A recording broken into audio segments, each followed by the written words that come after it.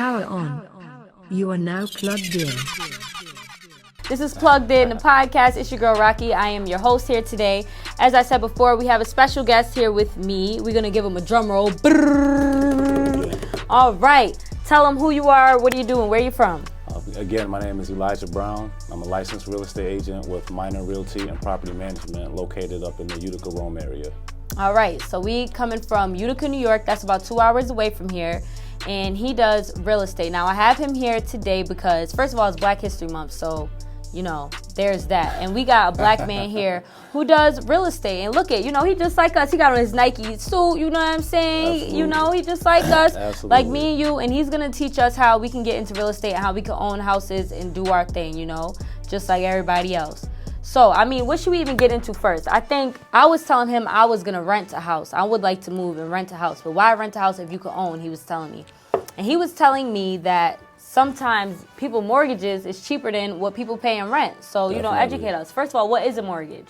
So your mortgage is your monthly payment that you make in lieu of rent. So you make your rent payment to a landlord. Your mortgage payment is that monthly payment that you make to a bank for however much money you borrow to purchase your home.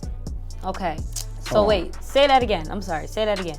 So let's say you borrowed $100,000 from the bank.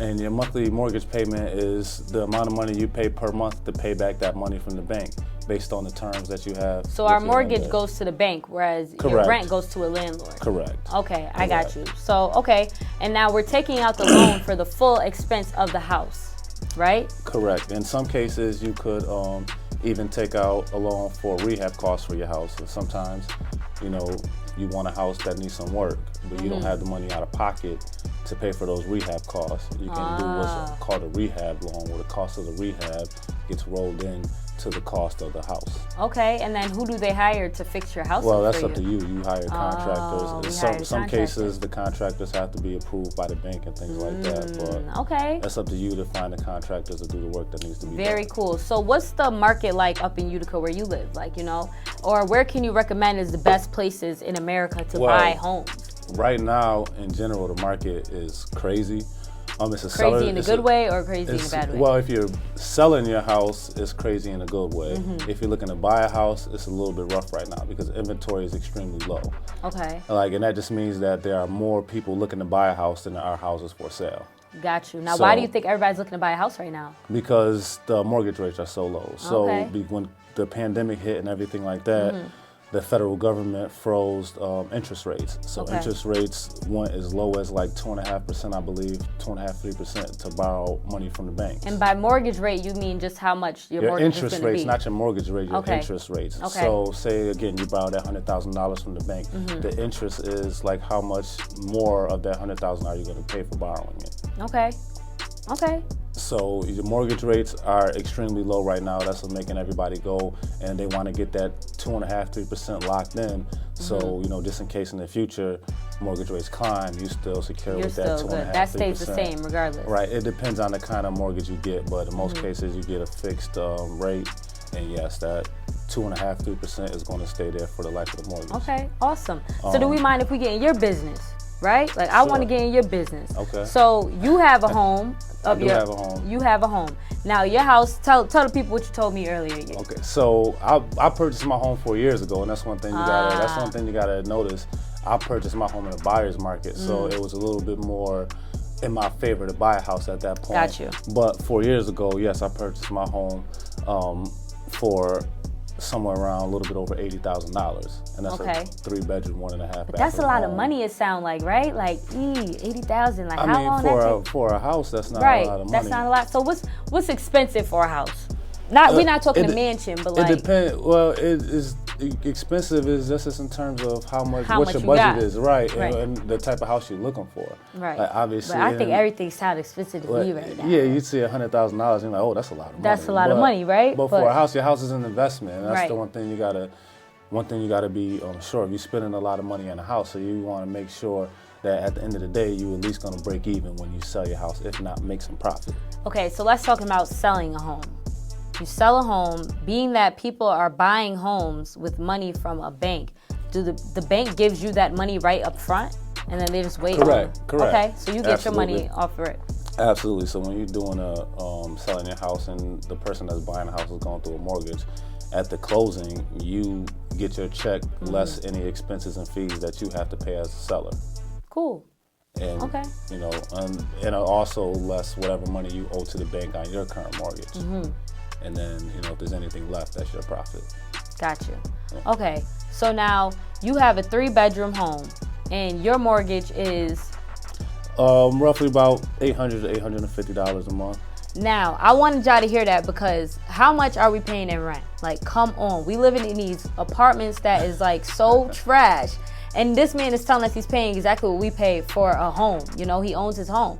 Now, what's your neighbors like? You know, they close range. What's that him for? Correct. My lot is probably, I think, maybe a 1/4 acre. I'm not 100% sure on that, but it's a decent size backyard. And you get your own driveway and everything. Absolutely. Now, let's talk about the kinds of owning a home, right? Because some people don't want to own a home because it's like... I honestly don't know the cons of owning a home. Like, okay. My thing, when I hear people say that they don't want to own a home, is that they don't want the responsibility of That's owning my a thing. home. I mean, I don't... that's the... Okay, here's how I see, right? Like, my mom owned a home my whole life, but she don't know how to fix nothing. Right. So a pipe burst or something, she got to call somebody. It's the, I see a lot of paying out. You don't know how to fix an alternator on your car. But we still got a car, right? Right. That's true. That's how I always hit people with that. Like, you don't know how to fix an engine, but if the engine go in your car, you're going to get it fixed. Right. That's true. And you're going to keep it. That's true. The thing about your car is your car doesn't create value for you. It doesn't appreciate your value. That's true. You put a new engine in your car and it doesn't bring you anything in return except for it's going to get you to where you have to go. But you're saying houses, we're going to eat off that later on. You put a new kitchen in your house or a pipe burst in your bathroom and you have to remodel your bathroom, that's adding value to your house, which is equity. And that's the benefit of owning a house is that equity. So like, for instance, in my case, I purchased my house 4 years ago for $80,000. Now the market has increased, the housing market where we live at, so my house is now worth, let's just say, $120,000. So now I have $40,000 in equity that I can pull from my house, and I can use that $40,000 to, you know, like I said, update my kitchen, to even make my house even more valuable. Right. Or I can just take that $40,000, go on a vacation, start a business, whatever. Right. And because I own my house, it allows me to do that. When you rent, you don't build equity when you rent. Your landlord builds that equity, right? And then your landlord pulls that equity from the house that you live in, and he does what he wants to do with So let's talk equity. What's equity? That's what I just said. It's the amount of money that you pay for your house and what your house is now worth. But how come you're saying it like you can pull that money at any time? Not at any time, but you do. It's called a home equity loan. Okay. So after 2 years, let's say, you know, your bank will send you you get a letter. You now have X amount of dollars in equity in your, in your home. So yes, you can take out a home equity loan at any time at that point, and you can use that money for whatever you need it for. A lot of people take out home equity loans, that's their kids' college tuition. Right. That's, like I said, you want to start a business, I could take out a home equity loan and start that business. Ain't it's money you have to pay back. Yeah. Don't get it twisted. Like, it's money that you have to pay back. And how does that go into getting paid back? Does that fall into your mortgage? Like, how does that get paid back? That's separate. That's a separate loan. And it's separate terms and everything like that. This is a lot. Don't you think this is a lot? I feel like this is a lot I'm trying to grasp right now. But how long did it take you to study this stuff? I'm studying every day. So, like, I've been a real estate agent for 3 years now, and I learn something new every day. And it's a part of me renewing my license. I have to take continuing education classes. Okay. So every time I go to renew my license, I have to have 22 hours that I have to show, okay, I took these classes to, sharpen my skills. Okay. And like I said, I learn every day. Let's get into that. Careers in real estate, okay? So I used to want to get into real estate. I still do, but it just kind of fell on the back burner. But that's something I really wanted to do. How profitable would you say it is? Real estate, it depends on what aspect you want to get into. Like, as far as how do we make money off real estate? Like, as far as being an agent, I'm 100% commission based. So I don't, as far as an agent, I don't make money until I close a house. Cool. Like, I can be working with you. I can show you houses. We can buy a house. You can get pre-approved. You can, accept the offer. We can get all the way to closing. And if something go wrong at closing and you don't sign that contract, you got nothing for that. I will not get paid. I mean, this is crazy. So there's no hourly wage, but that's just your situation. That's just for real estate agent. Like, okay, that's for the agent. So real estate agents are commission based there, but there are plenty other opportunities for careers in real estate. Like for instance, you can work at the bank. You can be the loan officer that processes the paperwork. And that's all part of the real estate thing. Like so for instance, with every real estate transaction that I do, I work with, not unless it's a cash deal, I work with a bank.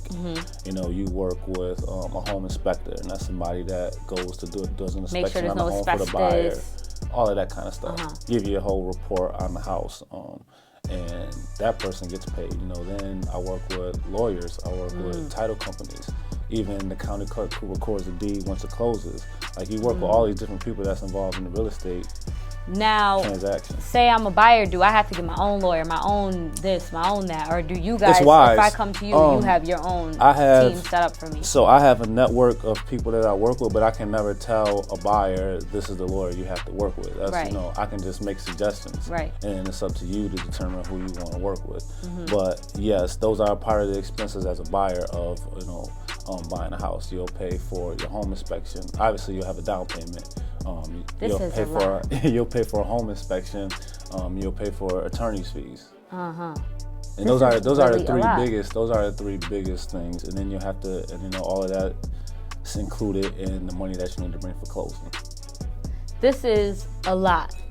I'm not gonna lie, y'all. This is really well. Let's break it down. Lot. So I wanted to kind of take you through like buying a house from start to finish, please, because I was going to ask you. So wait, let's take this back. A lot of people think that buying a house starts with finding a realtor. Like everybody's on Zillow. Everybody's going on Zillow. We is on Zillow. I be on Zillow faithfully. Right. So faithfully, I'm on Zillow. And they think, all right, I found this house. Now I need to call a realtor to show me this house. Right. And they think that's where the process starts. Right. But that's not really where the process starts. The process starts, unless you're paying cash, you need to find a lender.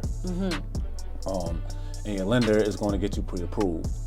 So going through a pre-approval process, there's several different type of mortgages that you can get. The two most popular are FHA loans and conventional loans.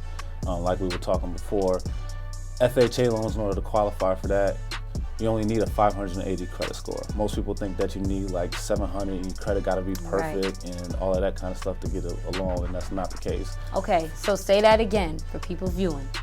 To get an FHA loan, you only need a credit score of 580. 580, that's correct. Okay, come on, like we got that going on. But the banks, so a lot of people think like banks are racist and they won't give black people these loans, no matter what our credit score is.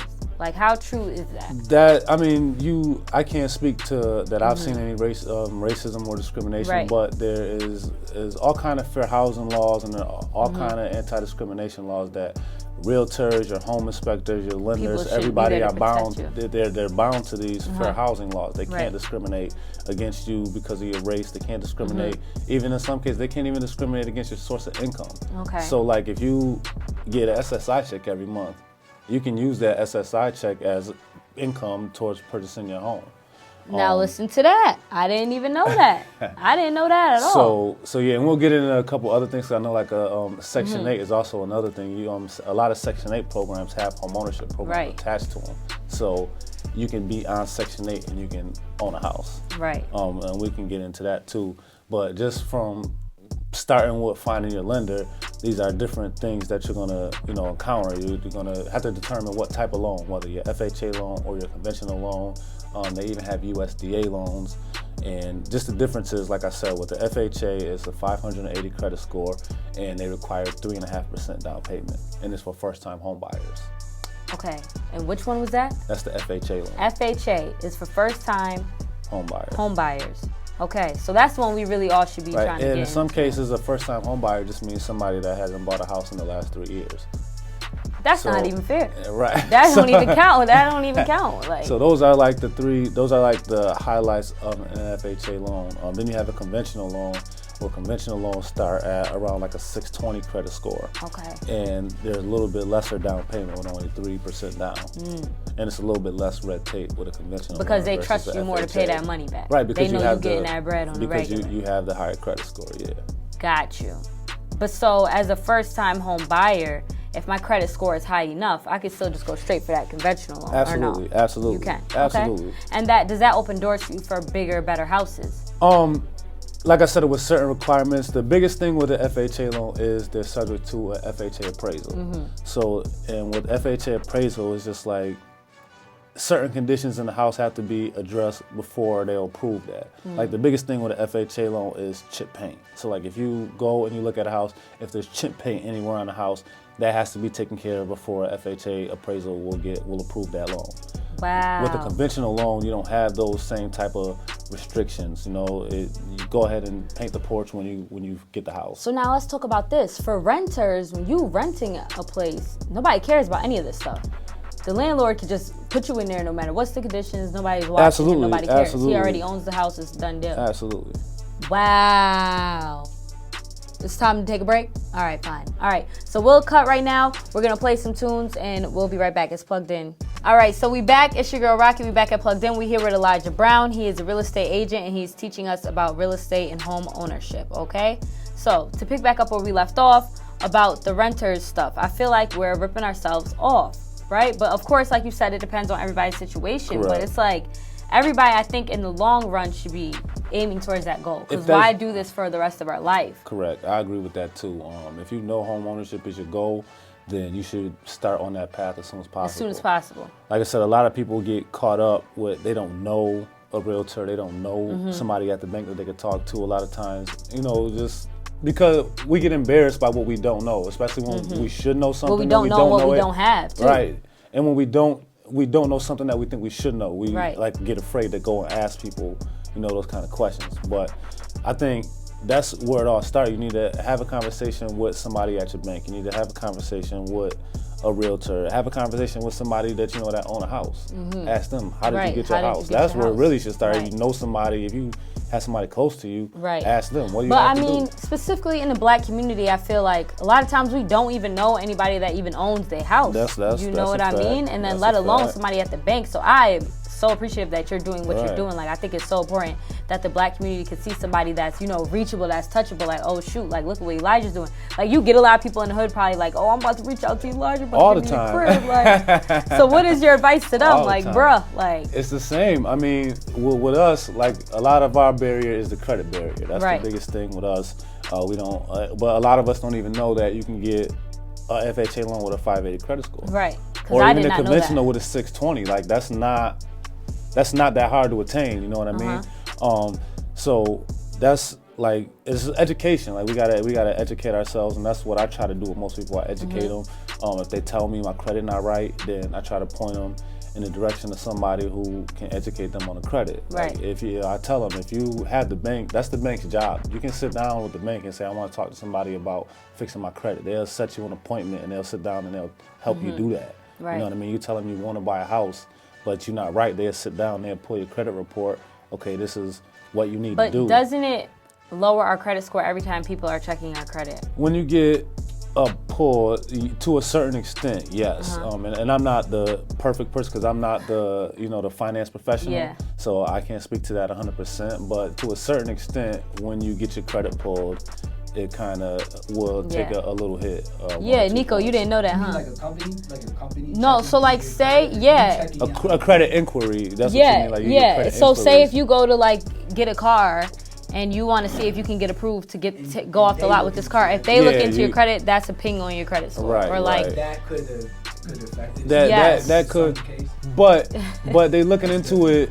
But when they looking, they checking to see if you like trying to apply for like store cards. If you got 100 inquiries from like department stores, that's different from having a couple inquiries from a bank for a mortgage or a loan for a car or something like that, you know? So it's the type of... It's worse when you like TJ Maxx is checking your thing. Right, exactly. Especially it's not just when TJ Maxx and Macy's right, and so you just out here willy-nilly just trying to do bull stuff. So that's what's going to have the negative impact. Okay.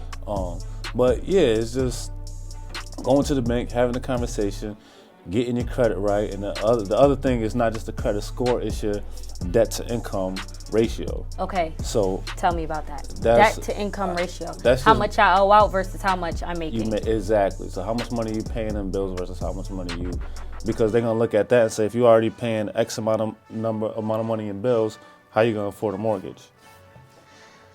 So your debt to income ratio is very important as well. That's one thing that people overlook. They just think, all right, they look at, Credit Karma or something like that, which the bank doesn't use the same company that Credit Karma uses to even check your credit. So exactly. What we seeing on Credit Karma is probably wrong. It's not that it's wrong, it's just that there's a different reporting agency. I got you. So the banks use FICO. That's what your FICO credit score is what's used to determine your mortgage. Credit Karma, things like that, they use the Equifax, Experian, and TransUnion. Those are the companies that Credit Karma and places like that work with. That's really accurate, actually, because when I check mine, that's exactly what it be saying. So sometimes people think they're gonna go to somebody that's gonna fix their credit. Oh, I can pay him and they're gonna delete this $25 an item or whatever. That's a thing. People be doing absolutely, it's a thing. And in some cases it works. I don't know. Like I know people have had bad experiences with people that do credit repair. Because they're not fully understanding what it is that they're doing for them. You know what I mean? But like just because somebody fixes something on your Experian credit report doesn't necessarily mean that it's fixed on your TransUnion credit report, and that means it's not reflected on your FICO. Right. So it's not universal. Like it's not going everywhere. So like Credit Karma advertises like credit boosts and different things like that. That's gonna work in certain cases, but it's not necessarily going to give you the boost that you think it's going to give you when you're trying to apply for a mortgage. This is so much. So what about like landlords? What are they using to check our credit? Like, I'm not 100% we don't know. sure. Everybody uses different tools. But I'm sure a landlord, they're probably just using something very general. They're not using the same thing that a bank, is using. So let's get into landlords, right? Because I know like my landlord, I know for a fact he owns multiple different properties. How are they doing that? So they go into the bank, they got multiple different loans out. They paying multiple different mortgages at a time, or some of these paid off. They're paying cash down and buying the whole building. What happens here? Right. And some properties are owned through investors, and then they just hire somebody to manage those properties. Okay. Which is one thing that we do. Right. So you do property management. Absolutely. So just in our instance, we have multiple investors literally from all over the world who invest in our area just because it's so profitable. And for example, just recently our office had a 3-unit house. So we had 3 different apartments in this house, and it was listed for $17,000. Okay. So you have a potential to collect rent from 3 different units, and you only have to spend $17,000. Right. That's not bad. Some people can pay that cash. Right now. Right. So there's no bank, there's no mortgage involved in that. Right. They just spend that $17,000 and then they charge whoever, I need $500 each unit. Right. So that's $1,500 a month coming in. These people is getting money off of us, bruh. Like I need parts. I really need parts. This conversation is life changing. Like I'm really about to change my whole direction. Okay, but take us back to the step by step what we're doing. So we know about the loans. We did, what was it? FHA or conventional, which are the 2 most popular ones. Correct. Okay. Which most people are going to either go for a conventional or a FHA. So once you get that loan, you don't necessarily get the loan. You get pre-approved for the loan. Okay. So that's when they just like take your numbers, your income, different things like that, and they say, all right, based off the information that you gave us, more likely than not, you're going to get approved for a loan. Okay. So here's this pre-approval. And with that pre-approval, that's exciting. Once you get that's very exciting. Once you get the pre-approval, now you are free to go and you go to look for homes. But you want to find a realtor first. So then you get your pre-approval. So question time. So they're pre-approving you for what amount? Are they telling you a specific amount so you can shop within that budget? Absolutely. Okay. So they'll give you like a high dollar amount. So let's say you got pre-approved for $100,000. So now you can go and you can look at houses and you can, put in offers up to $100,000. Nice. So you find your realtor and shop around that pre-approval. Don't just, because they're going to give it to you. I got another question. I'm sorry. Sure. I'm very inquisitive. So say I want to use you as my realtor. Can you help me anywhere, or you can only do it in Utica? No, so anywhere outside of New York City. So there's different real estate laws govern New York City, and I believe Suffolk County too versus the rest of the state. So absolutely, I can come to Binghamton. But what if I move? What if I'm going to North Carolina? Can you help me there or no? I have to find somebody else. I can help you find a real estate agent out there in North Carolina. Fine. And then I can work out some kind of like referral. But you can't help us in Binghamton. Absolutely. All right, this your man for the plan. I mean, this is really great. Absolutely. Okay. So, all right. So now I go to the bank. I got pre-approved. Okay, I got pre-approved for my FHA loan, right? Okay. I said that right? Yeah. I'm pre-approved now. Now I can get on Zillow. Would you even recommend Zillow? Yeah, absolutely. Zillow is a tool that gives the home buyers. Before Zillow, it was my job. I had to send you every single house I thought you might be interested in. That's you know what I mean? A lot of work. It's a lot of work. So Zillow kind of gives you some of the power to say, I like this one. I like this one. I like that. This is what I'm looking for. Okay. Kind of thing. And that helps me out because I get a better idea of what you're looking for, and it just makes that process a little bit easier. I'm not wasting your time sending you houses you have no interest in. Okay, so now, so with Zillow around, what is your job as a realtor? Because through Zillow, can't I just reach out to the homeowner and say, hey, I would like to purchase on my own? Do I even need a realtor? The houses that you see on Zillow are listed by another realtor. Not all of them, because Zillow does have like a for sale by owner section. Okay. But a lot of the houses, a lot of people selling the house have the listing agent. Mm-hmm. And you want a buyer's agent, right? Because the listing agent works for the person that's selling that house. It's kind of like if you was taking somebody to court, you wouldn't use the same lawyer as the person you were suing, right? Okay, I see. So you don't want to use the same agent because that agent works for the seller. Doesn't necessarily, they're gonna bring you in and say, yeah, this house is great. Yep. Right. You want somebody to come in there, right? You want somebody that's gonna work and negotiate on your behalf. Got you. So and having a buyer's agent doesn't cost you anything because right now in most of the situations, the seller pays the closing costs, and the seller is going to pay not the closing costs. I'm sorry, the seller is going to pay the realtor's commission. So if you're a buyer, you buy a house, it doesn't cost you anything to have a real estate agent. I don't have to pay you. You're not going to pay me at all. You're not going to write a check for get out of town. And having a buyer's agent costs you nothing. Get out of town. Is that always the case?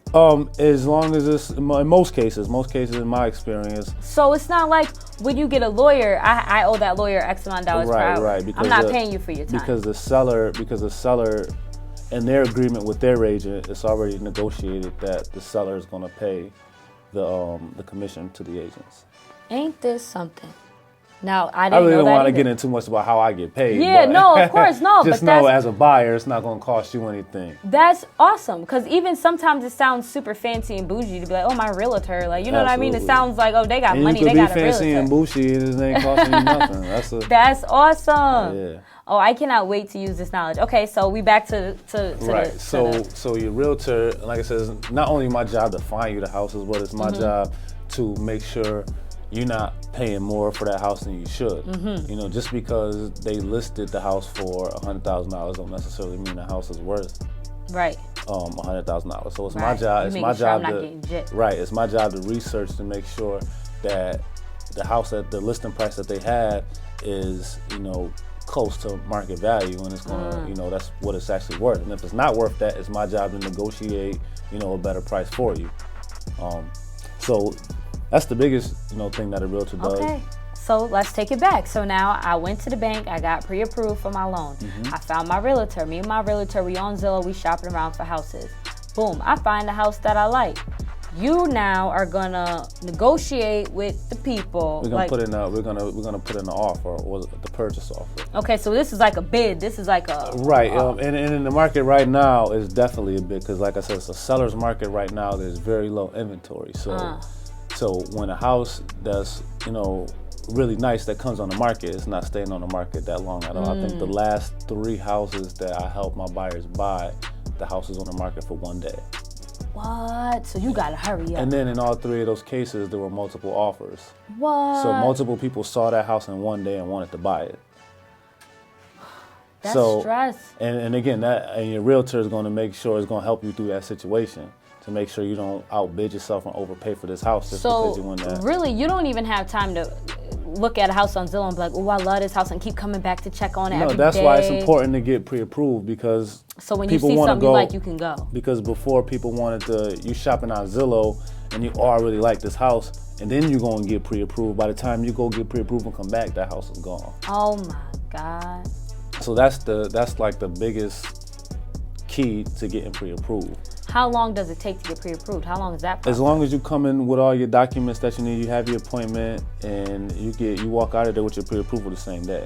Like we did ours over the phone, and it was like within 20 minutes, I'm getting an email with a pre-approval letter. Nice. So it's all like same day for a pre-approval. Okay. I'm feeling very like enlightened right now. I don't know about you, Nico, but I'm like really feeling this conversation. Like I'm ready to go. I'm about to get the credit together. I'm ready to go. I'm trying to get pre-approved. Okay. So now, Where are we in the process? So Back now to you found the house that you want. we found the house that we like now, but we gotta hurry up because the market is crazy right now. So your good real estate agent has already got the comps. And your comps are basically the houses in the area that are similar to that house that have recently sold. Gotcha. So that's how you determine the best price to pay for this house. Gotcha. So you say, all right, this house around the corner is 3 bedrooms, 1 bathroom. So is this one and this one. They all sold for anywhere between, $100,000 and $130,000. So we know that this house is similar to those ones. So we shouldn't pay anywhere. We shouldn't pay more than that 130. We shouldn't expect to pay anything less than 100,000. So and that'll give you that idea. So you put your offer in, whatever you feel comfortable with. Okay. And you get your offer in there, and your offer is going to have certain contingencies. Like most offers, especially for first-time home buyers, are contingent on a home inspection. Okay. So you're going to say, we want to buy this house. We'll give you, let's say you put the offer in for you $100,000. There was a bidding war. You had to come in at full asking. You had to come in with the max amount that you're pre-approved for. So you got the house at $100,000, but it's a contingent on this home inspection. Meaning, like, until the home is inspected and passes inspection. Right. So as long as this house clears this home inspection, we clear to go to buy this house for $100,000. Okay. So you get your home inspection. Let's just say you have that FHA loan, and it's some chip paint on the garage. It's actually happened to me before. The garage in the back, it's got some chip paint on it. So now it didn't pass inspection. So now you have to negotiate that. Like, all right, we still want this house. Let's say there was some paint chip. Let's just say the electrical probably needed a little bit of work, and let's say there was a broken shower head. These are light things that the inspection found. So then it's your realtor's job to go back and say, all right, we had the inspection. All right, A, B, and C was found at the inspection. We want this, and this fixed before we move forward. And then that's a negotiation. So anything structural has to be fixed. Okay. So like say there's an issue with the foundation. Yeah, you know that what has I mean? to be That's fixed. something that has to be addressed. That's something that has to be addressed. And if they don't agree to do that, then you can just walk away and then you back to square one or find another house. But let's just say, and so then you negotiate. You say, we want this fixed, we want this fixed, we want that fixed. And then they'll say, okay, we'll agree to fix this. We'll agree to paint because we have to paint because it won't pass the FHA. So we'll paint, but we're not gonna fix that leaky shower head. You on your own with that. And it's just a negotiation. So you can negotiate to get the repairs done, or you can negotiate what's called closing credit. Okay. So, and that's just where the sellers agree to pay some of your closing costs. Okay. And those are just like your fees that the bank assesses to you. Yeah. So it is a negotiation. So it's like a give and take. And that's what we need you for. And that's what the realtor does. Okay. The realtor knows what to negotiate, what's important, what is really not that big of an issue. So the realtor will help you through that. So what's a red flag when looking for realtors? Like say, because every real estate company or agency, whatever, can't be good. There got to be some fraud ones out there. How do we know? I'm not going to say that it's a fraud one. It's all about like personalities. Because some people just want that money. They just want to close the deal. They don't really have their seller's best interest. Some home buyers just want to close the deal. Some home buyers, they don't want to be educated through the process. They just, here go my down payment. I got my money. Find the house. Let's go. I got the house. This is it. I don't care about all of that red tape. Right. Just let's close. Right. So it's all about the personality. Do you want that realtor that's gonna hold your hand and walk you through step by step? Right. Do you want to just, you know what I'm saying? We gotta go to break. Oh, sorry. Okay. I'm in too. You see me? I'm like, yes. What else is next? All right. So we'll be right back. It's Rocky. It's Plugged In. We here with Elijah. We'll be right back in a second. So we are back with Plugged In. It's 93.3 WJOB. We are here with Elijah Brown. He is a real estate agent. He is teaching us how we can go about buying a home. Okay. So we back. So I was asking Elijah, how do we know what's a good real estate agent to go with? Me, because I'm like a personality person. I want to be friends with my realtor after the case. Right, you know what I mean? Like, I really want you to be my left-hand man now. I need to be able to call you up and tell you this is what's going on. I found this house that I like, blah, blah, blah. So how do we go about that? What's a red flag, first of all? Is there such thing as a red flag with a realtor? Just somebody that you didn't get a good vibe with. Like somebody that couldn't answer your questions. So if you had questions, that's why it's always good to go into a situation with a little bit of knowledge so you know the kind of questions to ask a realtor. Right. So, just the vibe. If you interviewing your realtor, you know what I mean? So you're going to ask some questions.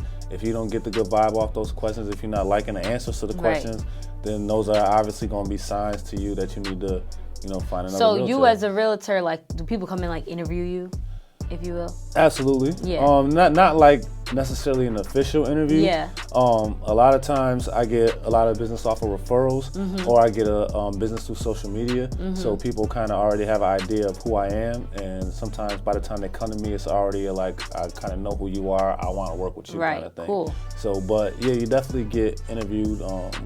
Actually, not too long ago, just got a call from a guy who lives in Albany that's interested in doing some investing in Utica. Cool. So, that's an interview. He's asking me about, he had a realtor out in Albany, but that realtor was not in Utica. And he, that realtor could, do all the research and look up information about the house and things like that. But that realtor wasn't on the ground in Utica and couldn't give the information that I could give, like being from Utica and actually living in a neighborhood where you're trying to buy houses at. So, that was like an interview. And So now, say I'm an investor, I got all this money, which that actually sounds good to me, because when I go off and get rich, I'm going to come back and be an investor in Binghamton. I think that's the way to go. I think it's a lot of properties that I could get some money off of out here and just help the community, right? Because if you're a good investor with good intentions, you could do a lot for your community. You do a lot of great things. Yeah, absolutely. Okay. So now, but me as an investor, I call you. An investor, typically they just buy like what, one property or something, or? It depends. So there's all type of investors. So you just have like the guy who is handy. He knows how to fix stuff. So he wants to buy a house to fix up. Right. So you got that type of person. And then you have the type of person who probably had like some success in another field, and they have a little bit of money, and now they want to invest that money that they made elsewhere into real estate. And then you have people who are, part of investment groups. And you just have all different types of investors. Okay. But so my question where I was going with this is, you like the investors, huh? Because that's big bucks for you, ain't it? It depends. It's all different. So like when you're working with people to buy like their first house or something like that, it's like you get more referrals that way. Those people are gonna, as long as you do a good job, those people that's gonna go on social media and say, yo, Elijah Brown is the greatest. He did this, he did that. So they're gonna give you more exposure. Those are the people that's going to give you more referrals. Right. So like if you bought a house and you love the experience and I did everything good for you, then you're gonna tell everybody that that's buying a house. You need to call Elijah Brown. And as black people, we really need to be doing that. Like if you are a black person and you purchased the house, you need to be promoting your realtor to all your friends and family, telling them how easy or, not easy, whatever the case is. Just education is key, period. Just let us know what you did, how you did it, so we could all get on the bandwagon, because this is what we need to be doing. Like, black people be paying rent for decades. We be paying rent. Absolutely. For lifetimes. And you're making somebody else passing rich. Our children off to pay more rent to make other people filthy rich. Wow. So the investors are good because depending on the type of investor you're working with, you might have multiple transactions a year. Whereas with a home buyer, you buying one house every 10, 15, 20 years. You might not never buy another house. Right. Whereas investors are looking to do as many deals as possible, in a year. So you as a homeowner, right? So once what was it called again that you said? Your equity, right? Right. The equity that builds up. Right. And then the people email you and say, yo, you got X amount of dollars equity available. But that's just a loan, you said? That's your lender, yes. Okay. So now with that, like at what point do you feel like, all right, now is a good time to sell? Like, let's sell the house. Like, let's get that bankroll. Kids is grown, right? That's all up to you and your situation. So, and you want to, the key is to, with anything, like any kind of, your house is an investment. So like with any kind of investment, like a stock, you want to buy it low and sell it high. Right. So like right now, the housing market is booming. So anybody that bought their house, when it was low, they looking to make a decent profit right now because the housing market is so high and houses is in demand. So that's the biggest factor in determining when people want to sell their houses, what's the market doing? How much interest, how much money can I get if I sell my house right now versus if I wait to sell it in 6 months or if I would have sold it, 6 months earlier, kind of thing. Cool. But so you're not, like, you and your wife not waiting, like, yes, when these kids get grown, we got about 10 more years. Well, again, with us is different. Like, we don't really I plan on retiring in another country, so I necessarily don't even plan on ever buying another house. Like, I'm cool. Like I said, my kids are only gonna move out, so what's the point of me going to buy a bigger house? Another house, right? If I just plan on leaving the country at some point. Yes. Where you trying to go? Africa. Let's get you busy. You want to go to Africa? Of course. Good for you. I hear it's nice out there. I hear that too. Yeah. Have you ever been? Never been. We gotta go out there. A couple cousins have been. I know a couple people. But no, that's my goal. Oh, what part of Africa are you trying to live in? Right now is Ghana. Ghana? I was going to say I like Ghana that's the spot. too. That's where everybody, that's kind of where everybody What's that, West Africa, right? Yeah. Okay. They had like a big, couple years ago, they government push for like people, Africans in other countries to return home. And it was like a big push. That's awesome. Yeah. I'm inspired. I just want to be just like Elijah when I grow up. That's what I'm doing. So, I mean, that's my goal. Okay, so awesome. All right, so how long would you say is the process as a whole? From somebody like me who has nothing, starting from the bottom. Well, how long it's going to take me? It depends on where you need to, how far you need to go to get pre-approved. And that's all on you, whatever pace you want to work at. Like if you have credit issues to clear up, it's just a matter of how long it's going to take you to clear that up. But from the time you put in an offer to the time you close is roughly like 90 days. If everything goes smooth, if everything's in place, it's gonna take about 90 days for you to close on your house. That's not bad. And cash deals, obviously if you're paying cash, you eliminate in the bank, and so you don't have to deal with the bank, so cash deals move a lot faster in most cases. But generally, I tell people once the offer is accepted, you're gonna have about 90 days. Because once the offer is accepted, like I said, you have to negotiate. And that's once the offer is accepted? Right. So you have to clear up any contingencies, like I said. So if you had a home inspection contingency, you have to clear that up. Other contingencies could be like pest inspections, and if you live like in a rural area where they have wells and you want to get your water tested, you want to get all of that kind of stuff cleared up before you move forward. So you got to clear up all of your contingencies. Then at that point, the contract and everything goes to the bank, it goes to your attorneys, and that's when they start doing their work. You know, the attorney's responsibility is to get the title for the property, and they research the title, make sure the person selling the property can legally sell you this property. Right. You know, they make sure that nobody else has claims to the property. With the attorney, we paying them by the hour. We got no, it's a fee. Usually, like with a real estate transaction, it's like a set fee. So you would pay like anywhere from like $700 to $800 where I'm from. Don't quote me like what attorneys down here charge, but it's like $700 to $800 where I'm from. You can hire your own attorney, or a lot of times you can use the bank's attorney, and that'll save you a little bit of money. But I'll recommend people get their own attorney because, again, the bank's attorney's working for the bank and not working for you. Not working for you. Right. So, excuse me, I'm sorry. So, what's like the cheapest you ever heard as far as down payments? Right, because you know cars, it's like you can come with a $10,000 down payment. Again, it's 3.5% down. So in that 3.5% for FHA or 3% for conventional. So if you find a cheap house, like you USDA, said, the guy. So USDA loans are another loan. There's no money down for a USDA loan, but USDA you gotta loans, have the credit out the roof. You gotta have great credit. I can't tell you what the credit score is on the top of my head for USDA, but another thing about the USDA loans is they're only for rural areas. So there's certain properties that are going to qualify for this, and like you can go to the USDA's website and you can put in an address, and it'll tell you if it qualifies for a USDA loan. So USDA's Yeah, so your down payment is all dependent on the purchase price of the house. So if you buy a house for $70,000, then your 3.5% of $70,000. You know, it's not going to be a lot of money at all. But a lot of people get caught up with the down payment is all the money they need to close, and that's not the case. Because again, you're going to pay a home inspector, and depending on the size of your house and whatever the home inspector charges, that can vary. Oh my God. You know, I know a home inspector I use consistently for a single family house is $300 for a home inspection. Oh my God. And then you also have to pay your attorney. So again, that can be $700. Oh so then my God.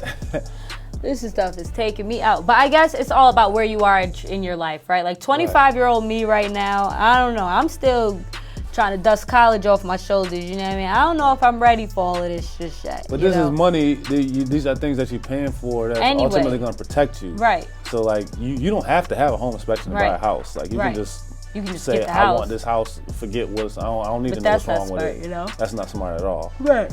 And you deal with that stuff later on. Yeah. You gonna end up paying for it anyway.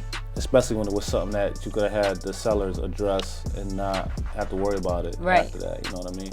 So you'll deal with once you put in your offer, you'll do your home inspection.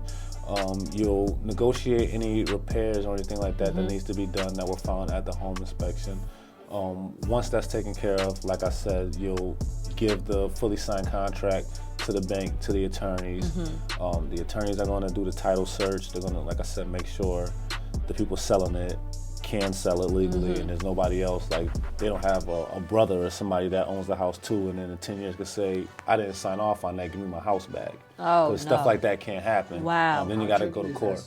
Sorry. Yeah. Nah, go ahead, Nico. I hear about like liens or whatever. But that's what the lawyers are for. So as long as you have a good lawyer, the lawyer is checking to make sure there isn't any liens. They're making sure that the sellers are updated and paid all the taxes on the house, because that's something that you don't want to get stuck with later on. With somebody else's taxes. Exactly.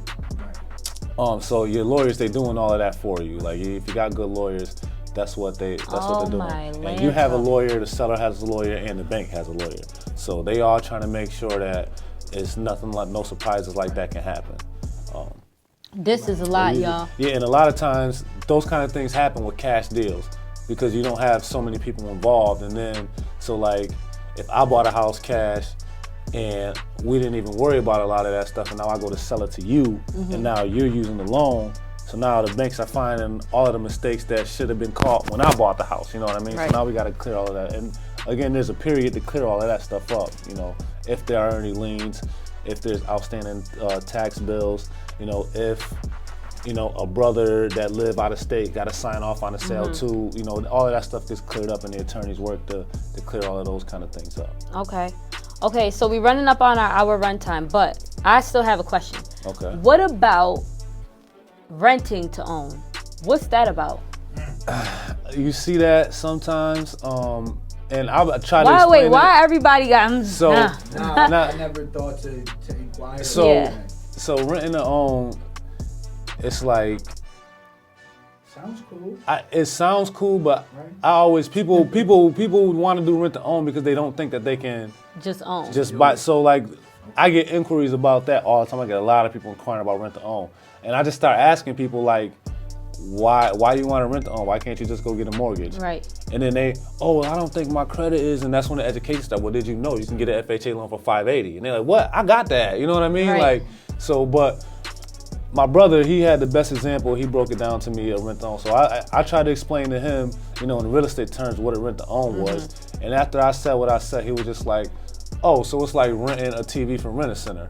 And I'm like, that's exactly what it's like. So, but really, it's a ripoff. Those things are ripoffs. Exactly. So yeah, so you renting the TV from Rent-A-Center. You know, you're gonna pay $2,000 for a TV that costs $700 if you would have just bought it from the. Right. And that's kind of what a rent-to-own situation is, because you have to pay the mortgage at the same time. You have to pay the mortgage, and at the same time, the current landlord has to make a profit.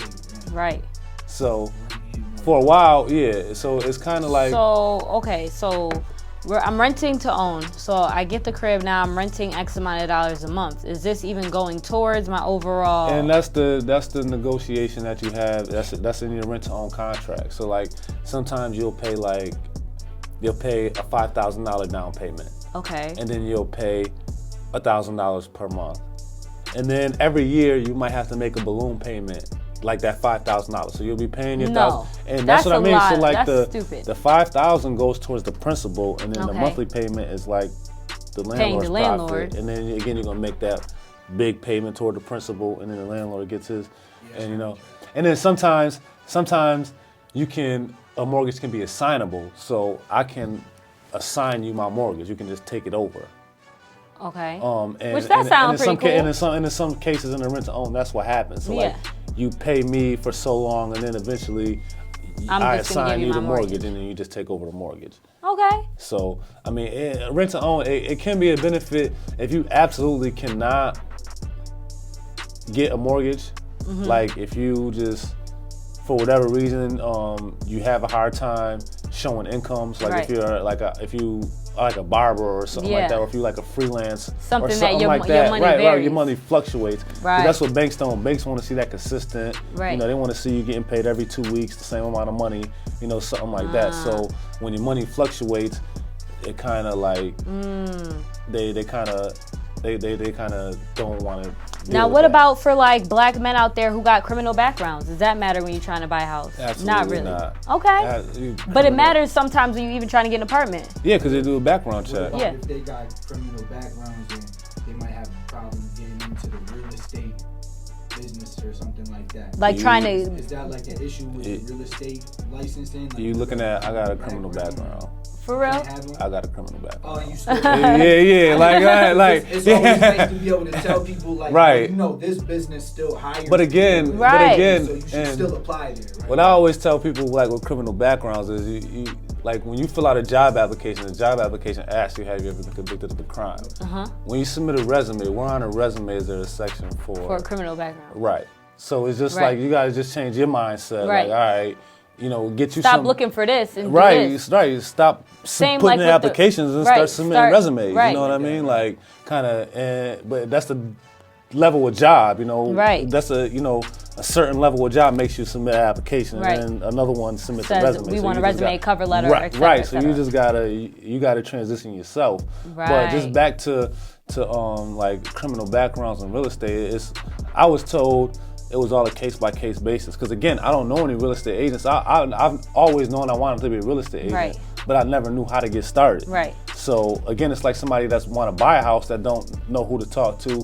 Me wanting to be a real estate agent, I didn't really know who to talk to. So I'm like getting online, getting little bits and pieces, trying to piece it all together myself. And then when I finally put it together, or I talked to somebody who gave me that one little, I was like, I didn't even have to go and do everything I thought I had to do. Right. You know what I mean? It's not to get a real estate license. You just have to be 18 years old, and you have to have a high school diploma, and that's it. And you can take the course as long no as you. GED is accepted. I'm not 100% sure, but Okay. but yeah, your GED is a high school. It's equivalent Yeah, to a that's high school equivalent, diploma. So you can get. I'm pretty sure if you got a GED, but that's pretty much Just all wait you for the need. courses and go get your certification. It's a 75-hour course. Certain the state has certain certified like licensed schools that you have to go through. It's like a list of them. It's a bunch of them though. And you take your 75-hour course. You pass their test. You get the certification. Then you take the state test. You pass the state test. Now you have to find a broker that's going to hold your license for you. Basically, you work under the broker for 2 years or until you become a broker yourself. And then once you find a broker that's going to hold your license for you, and now you're working. And it's not, it really wasn't that difficult for me at all. Cool. It's not difficult for anybody at all Right. to get a real estate license. Now, last thing, because I know we're running on our hour runtime. Sure. But, so how would you describe your experience as being a black man in real estate?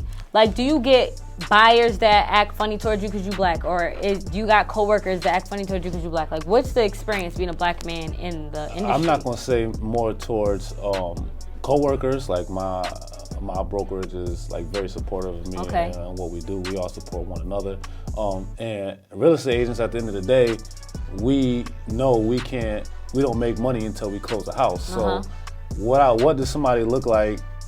I'm not gonna get paid because he black. Like they don't care about that. Right. Like, let's get this money. You know what I'm saying? So that's the attitude. I really can't say I've been discriminated against on that side of it.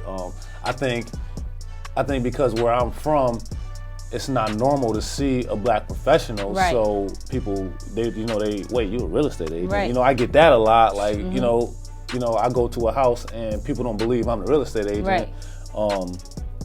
Yeah, I but deal with that. that's empowering, right? I'd be like, I'm in. I'm in. I've been, else happened? that happened to me before. I went to show a house, and the guy, he looked at me, and then he looked at the people I was with, and he was just like, all right, well, who the real estate agent? I'm like, I'm the real estate agent, you know what I'm saying? Like, that's what's up, though. That's what's up. So I'm feeling it. I think the most...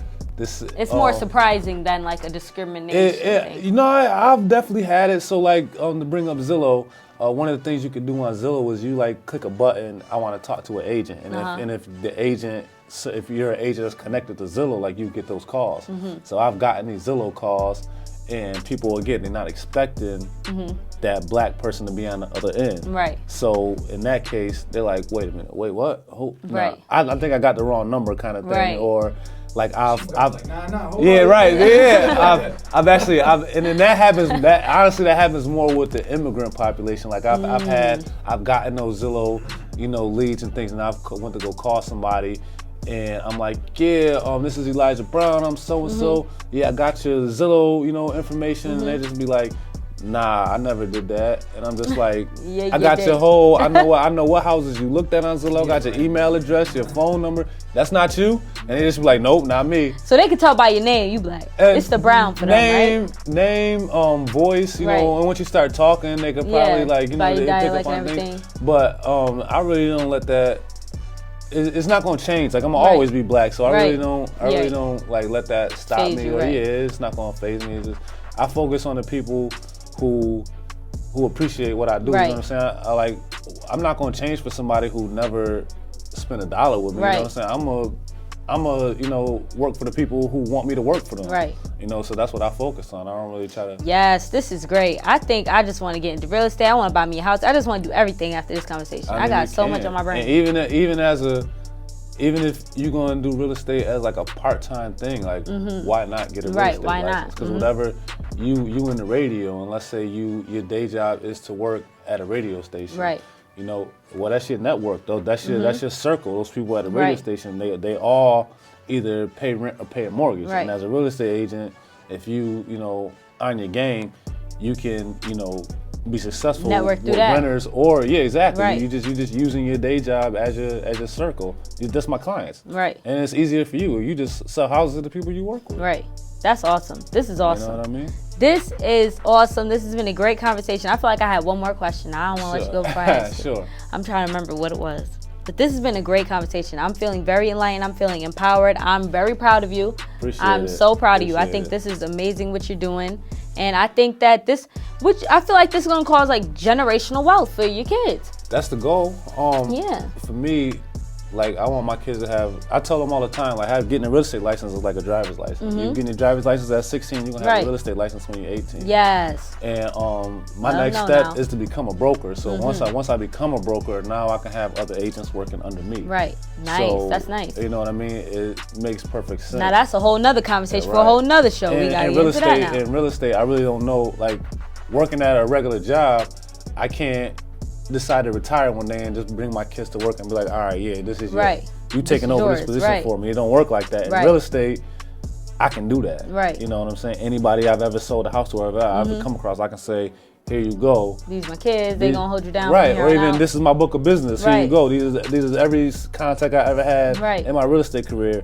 Here you go, make it work. That's awesome. You know what I mean? You can't really do that with a regular job. That's awesome. That's really great. All right. We'll wrap it up because I'll be here all day. I really feel like I had just one more question. And I can't remember. We could do this. We can make this a regular thing. Cause Okay, I'm sure yeah. the people watching gonna have questions too. Right. So how about we do like a Q&A type of thing? Yes. So anybody that has a question after watching this, they could email you or inbox you the questions, and then you could get. And then I'll get 10 questions together. First consultant for the show. Yes. There you go. I'm with it. They have things like that. They put people in that know about doctors or yes. You're gonna be our real estate guy. Regular real estate. Yes. Be your first consultant for the show. This is awesome. So get all your questions to Rocky, and she'll get them to me, and then we could work on something. Yes, because we got to get these houses, y'all. I'm tired of black people making these people rich. And I can come back and I can answer those questions that your viewers Let's have. do it. I love it. I'm happy. All right. It's been a great show. I love you guys. I love you. Thanks for being here. This is awesome. You already know what it is. It's plugged in. Your girl Rocky is 93.3 WJOB. This is Elijah Brown, the real estate GOAT at this point. He done put me on. All right. So we out of here. Peace. Power on. You are now plugged in.